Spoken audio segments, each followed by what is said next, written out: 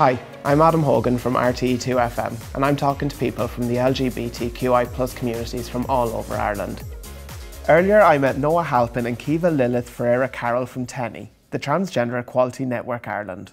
Yeah, so TENI is mainly a members-led organisation. We're the only trans representative organisation in the country, solely trans representative organisation in the country. So we'd focus an awful lot on mainly kind of three blocks, which would be education, support and advocacy.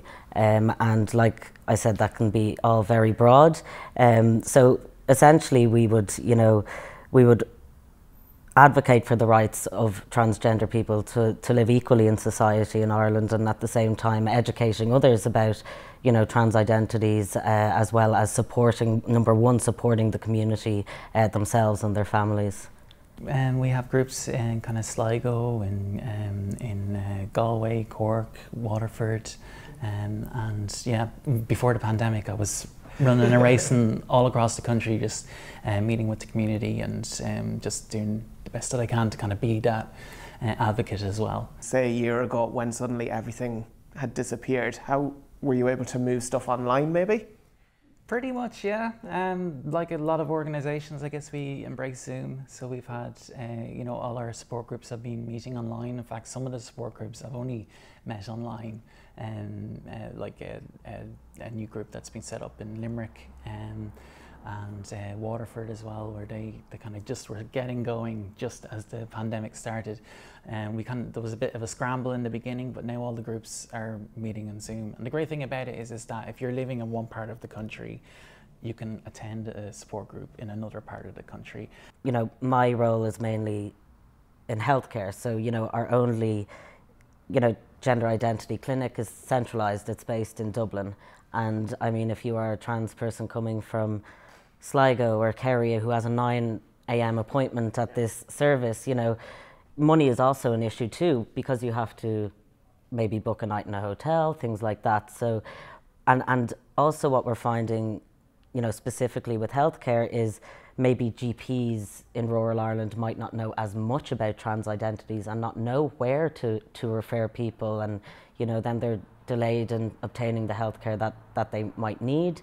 We also find that it can be quite isolating for trans people living in rural Ireland, where they're not seeing other trans people as much as, say, we would up here in Dublin, or they don't have a community as such that they and attitudes towards trans identities might be that little bit more different because of exposure and things like that. So there, on my kind of side of work, is where I'm noticing people having difficulties. What I'd always say is, we are a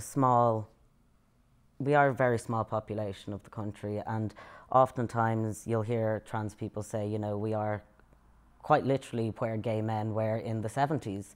We still are working off this healthcare model of a psychiatric one, and in the 70s people were saying gay men were psychiatrically disordered because of that.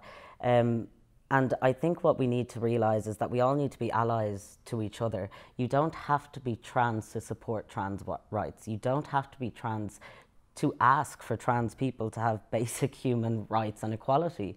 The trans community aren't asking for anything special. We're asking to be equal. And it's the rest of our community, not speaking for us or not standing ahead of us, but standing beside us and amplifying our voices when we say we need help with some inequalities that we are experiencing. So it's coming together as a community, and not leaving the tea out of it.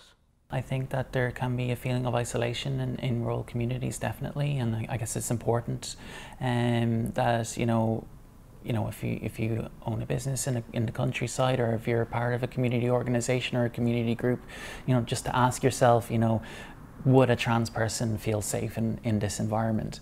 And I think that if communities actually kind of work together and pull together, and make sure that the trans people in their local areas feel welcome and feel a part of the community, it can really help. Like a 2013 survey that TENI did said that the unemployment rate for trans people was 49%. So that kind of shows, kind of gives a feel for the sort of level that a lot of trans people are coming from. And when you're not working, when you don't feel like you're a part of the community and you're isolated, it just makes everything that little bit more difficult. We still have to fight for adequate healthcare, safe, accessible, best practice healthcare for transgender and non-binary people in Ireland, as well as, you know, a lot of issues still surrounding, you know, the treatment of intersex people and babies and things like that. Surgeries performed on young babies, intersex babies that are born. We still have a lot left to fight for, and marriage equality wasn't the end. For the transgender community specifically, the big battle is healthcare. You know, trans people have to prove that they're not insane in order to get the same healthcare that many cisgender people access from their GPs, and that should never be the situation. We have a right to informed consent healthcare in the community, and the GPs need to be more empowered to be able to do that with their patients, and we shouldn't need the permission of a psychiatrist to be able to have bodily autonomy. The most important thing that any media outlet, be it television, be it radio, be it print, be it online, if you are talking about trans people or trans identities, speak to trans people. Speak to someone. What we say is there is no one more expert about trans people and trans identities and trans histories and trans experiences than trans people. So, you know, many people who are writing about trans people or speaking about trans people are self-proclaimed experts in trans identities, when really they don't know very much about it. So, you know, like I said earlier, what we'd say is nothing about us without us. If you're going to talk about me, I would like to be included in the conversation.